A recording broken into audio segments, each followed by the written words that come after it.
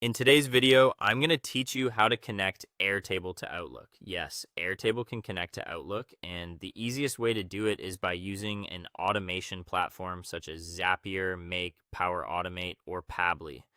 These tools act like a bridge between the two apps, allowing information from Airtable to automatically trigger actions inside Outlook.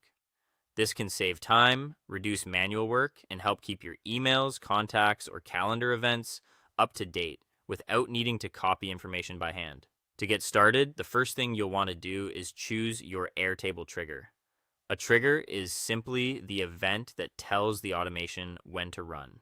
For example, you might want the workflow to start whenever a new record is added to a table or whenever an existing record is updated. The right trigger depends on what you want the automation to do, so take a moment to think about the exact point when Outlook should respond. Next, choose the Outlook action. This is the task Outlook will perform after the Airtable trigger happens. Depending on your goal, that action could be sending an email, creating a contact, or creating a calendar event. If you're building an email workflow, sending an email may be the best option. If you're managing people or appointments, creating contacts or calendar events may make more sense.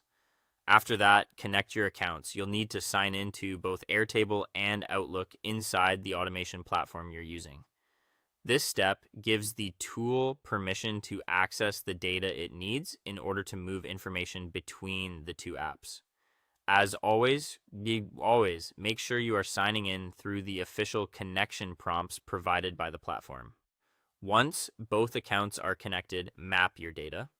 This is where you match the fields from Airtable to the corresponding fields in Outlook. For example, an email address field in Airtable should go into the recipient or contact email field in Outlook, and a date field might map to a calendar event date.